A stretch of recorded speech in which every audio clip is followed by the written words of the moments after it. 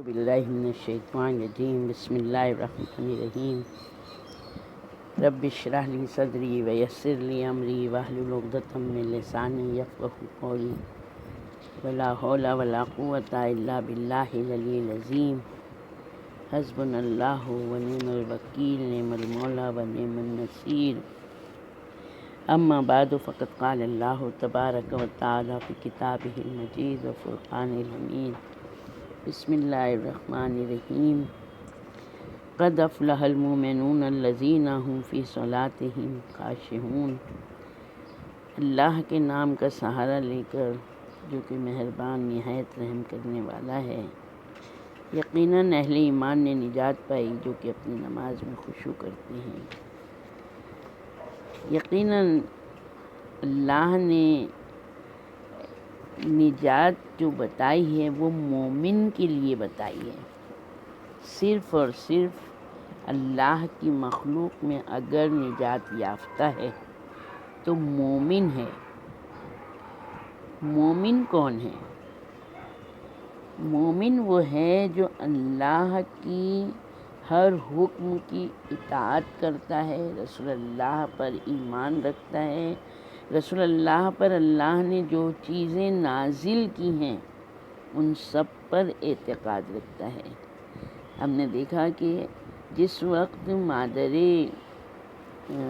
مولائے کائنات جناب فاطمہ بنت اسد سلام اللہ علیہا جس وقت کعبے کے پاس آئی تھی تو انہوں نے یہ ساری چیز کا اقرار کر کے گواہی دی تھی اور اس واسطے سے دعا مانگی تھی۔ تو یقیناً مومن کی نشانی یہی ہے۔ حدیث کو ہم لوگ آگے جب بڑھتی ہے کہ جب جناب ابو ذر نے رحمۃ اللہ علیہ نے کہا کہ یا رسول اللہ کچھ اور فرمائیے، تو رسول اللہ کہتے ہیں جب مجھے معراج ہوئی اور میں آسمان پر پہنچا تو ایک فرشتے نے اذان اور اقامت کہی، جبریل علیہ السلام نے میرے ہاتھ پکڑا، مجھ سے کہا محمد صلی اللہ علیہ وآلہ وسلم آپ نماز پڑھائیے۔ فرشتوں کو مدت سے آپ کی اقتداء میں نماز پڑھنے کا شوق ہے۔ رسول اللہ کہتے ہیں میں نے نماز پڑھائی، میرے پیچھے ملائکہ کی 70 صفوں نے نماز ادا کی۔ ان کی ایک ایک صف مشرق و مغرب تک پھیلی ہوئی تھی۔ ان کی تعداد کو بس اللہ ہی بہتر جانتا ہے جس نے انہیں پیدا کیا ہے۔ جب میں نے نماز مکمل کی تو فرشتوں کا ایک گروہ میرے قریب آیا، انہوں نے مجھے سلام کیا۔ سلام کے بعد انہوں نے کہا کہ ہمیں آپ سے ایک کام ہے۔ میں یہ سمجھا کہ شاید یہ مجھ سے شفاعت کی درخواست کریں گے، کیونکہ اللہ تعالیٰ نے تمام انبیاء میں سے شفاعت اور حوض کوثر کے لیے میرا انتخاب کیا ہے۔ اللہ ہماری پروردگارہ رسول اللہ کی چاردہ معصومین کی ہم کو شفاعت نصیب کرنا۔ تو رسول اللہ کہتے ہیں کہ ملائکہ سے کہ تمہاری کیا حاجت ہے؟ تو انہوں نے کہا بس ہماری حاجت یہی ہے کہ جب آپ واپس زمین پر تشریف لے جائیں تو ہماری طرف سے علی علیہ السلام کو ہمارے سلام پہنچائیں اور ان سے کہیں کہ ہمیں ان کی زیارت کا بہت شوق ہے۔ تو میں نے کہا میرے رب کے ملائکہ کیا تم ہماری حقیقی معرفت رکھتے ہو؟ تو ملائکہ کہتے ہیں یا رسول اللہ ہم بھلا آپ کی معرفت سے کیوں کر محروم رہ سکتے ہیں، جبکہ آپ تو اللہ کی پہلی مخلوق ہے، نوری مخلوق ہے۔ اللہ نے آپ کو اشباہ نور بنایا ہے، نور سے بنایا ہے، نور میں بنایا ہے، نور اللہ سے بنایا ہے۔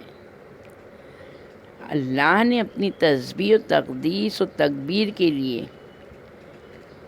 تمام آپ کے لیے عالم ملکوت میں نشست گاہیں بنائی ہیں،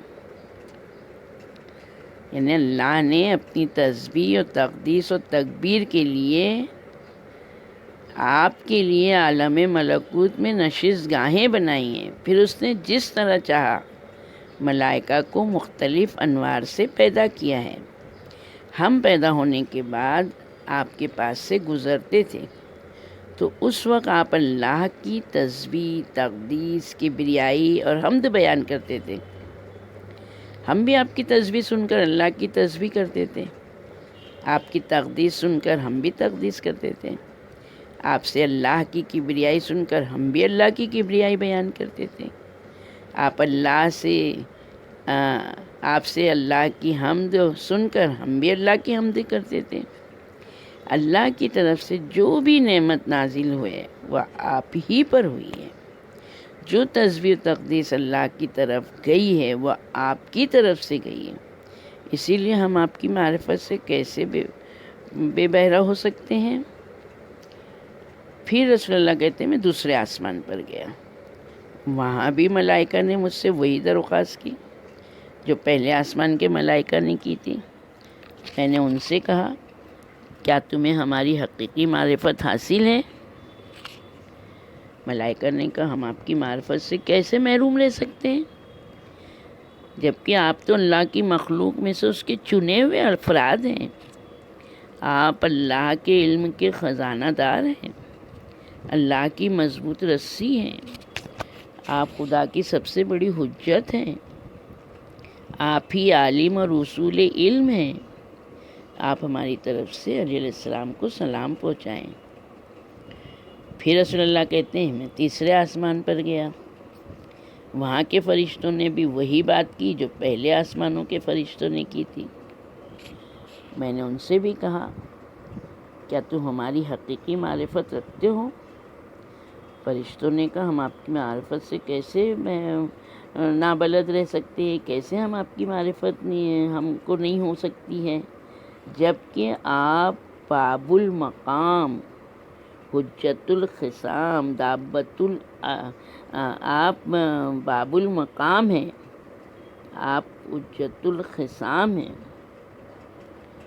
اور علی دابت الارض ہیں، فیصلہ کرنے والے قاضی ہیں، صاحب عصا ہیں۔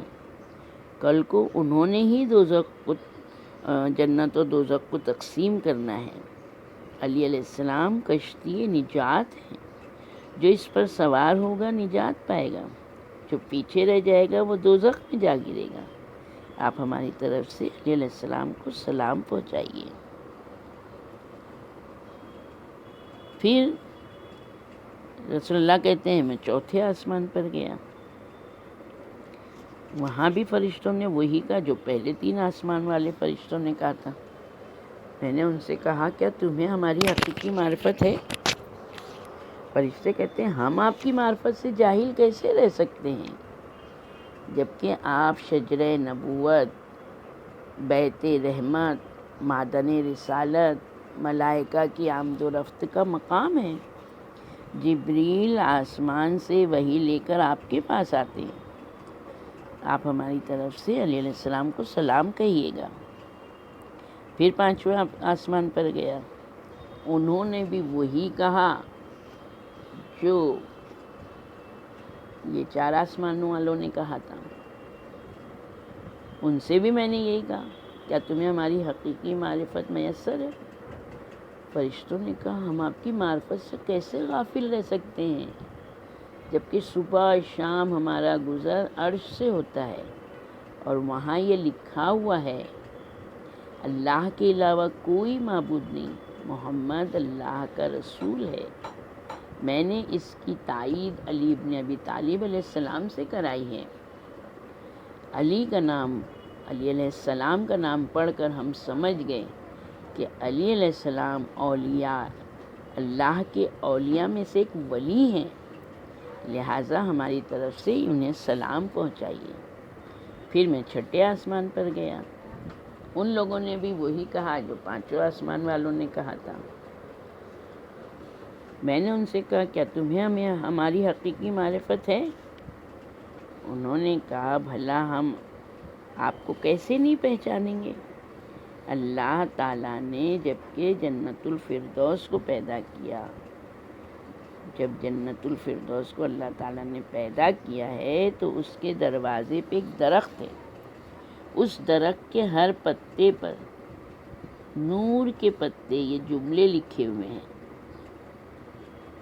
کہ اللہ کے علاوہ کوئی معبود نہیں، محمد صلی اللہ علیہ وآلہ وسلم اللہ کے رسول ہیں، علی ابن ابی طالب علیہ السلام اللہ کی مضبوط اور مستحکم رسی ہیں، علی علیہ السلام تمام مخلوقات پر خدا کی آنکھ ہے، آپ ہماری طرف سے انہیں سلام پہنچائیے۔ پھر مجھے 7ویں آسمان پر لے جایا گیا، میں نے وہاں کے ملائکہ کو یہ کہتے ہوئے سنا کہ تمام تعریفیں اللہ کے لیے ہیں جس نے ہم سے اپنا وعدہ پورا کیا۔ میں نے کہا اللہ نے تم سے کیا وعدہ کیا تھا؟ ملائکہ نے کہا جب اللہ نے آپ کو اشباہ نور بنایا، ہمارے سامنے آپ کی ولایت پیش کی گئی تو ہم نے اسے قبول کیا تھا، اور ہم نے اللہ سے درخواست کی تھی کہ وہ ہمیں آپ دونوں کی زیارت نصیب کرائیں۔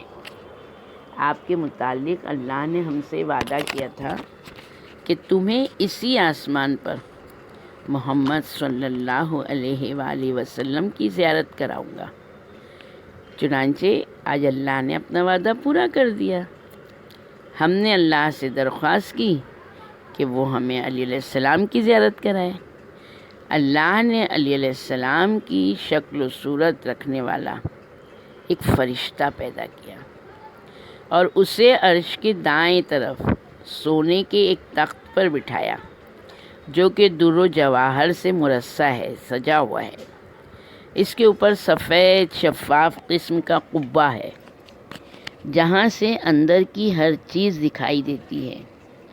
اس قبے کے نیچے کوئی ستون نہیں ہے۔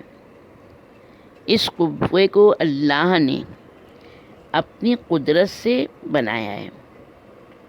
جب بھی ہم علی علیہ السلام کی زیارت کا ہم کو شوق ہوتا ہے تو ہم شکل علی علیہ السلام جو ہیں اس فرشتے کی زیارت کرتے ہیں۔ آپ ہماری طرف سے علی علیہ السلام کو سلام پہنچائیں۔ یقیناً جس طرح سے فرشتوں نے دعا کی تھی کہ پروردگارا، التجا کی تھی کہ پروردگارا تو ہم کو علی علیہ السلام کی بھی زیارت کرا، ہم بھی مشتاق ہیں، ہم بھی دل سے چاہتے ہیں، ہم بھی پروردگار کی بارگاہ میں التجا کرتے ہیں۔ آج وارث اوصیاء، وارث انبیاء جو آج غیبت میں ہیں، ہم کو بھی ہمارے امام وقت کی زیارت کرا، ان کے چہرے کا دیدار ہم کو نصیب فرما۔ یقیناً پروردگارا ہم کو میرے مولا کی ولادت کی خوشی کا تحفہ یہ دے دے کہ اس دنیا کو اب عدل و انصاف سے بھر دے جس طرح یہ ظلم و جور سے بھر چکی ہے۔ پروردگارا ہماری دعاؤں کو قبول کر لے۔ پروردگارا ہم تیرے گنہگار بندے ہیں، ہمارے پاس کچھ نہیں ہے، بس ہماری تھوڑی سی خدمت کو قبول کر لے۔ رسول اللہ کہتے ہیں جب معراج پر گئے تو رسول اللہ کہتے ہیں کہ شب معراج میں اپنے رب کے اتنا قریب تھا کہ 2 کمانوں یا اس سے بھی کچھ کم فاصلہ رہ گیا تھا۔ اس وقت اللہ تعالیٰ نے مجھ سے فرمایا تھا محمد میری مخلوق میں سے تجھے سب سے زیادہ کس سے پیار ہے؟ میں نے کہا تھا پروردگار مجھے علی سے زیادہ پیار ہے۔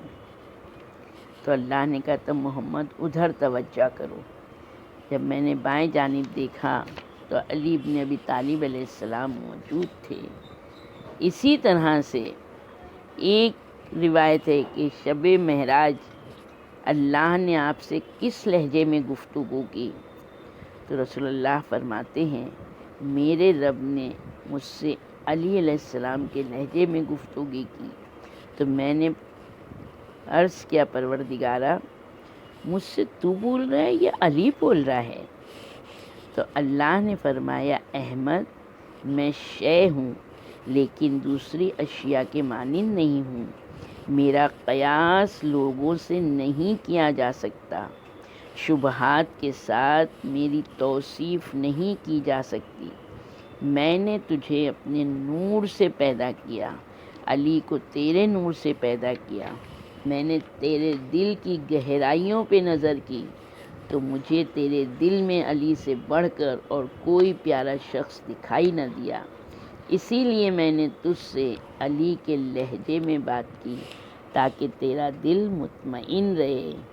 پروردگارا، اسی طرح ایک چھوٹے امام کی روایت ہے کہ آپ نے فرمایا ہم وہ پہلا خاندان ہیں کہ ہمارے ناموں کو اللہ نے بلند کیا، جب اللہ نے آسمانوں اور زمین کو پیدا کیا تو اس نے ایک منادی کو حکم دیا، اس نے 3 بار اشہد ان لا الہ الا اللہ، 3 مرتبہ اشہد ان محمد رسول اللہ، 3 مرتبہ اشہد ان علی امیر المومنین حقا حقا کی منادی دی۔ پروردگارا، ہمارے دلوں کو ولایت اہل بیت علیہ السلام کے نور سے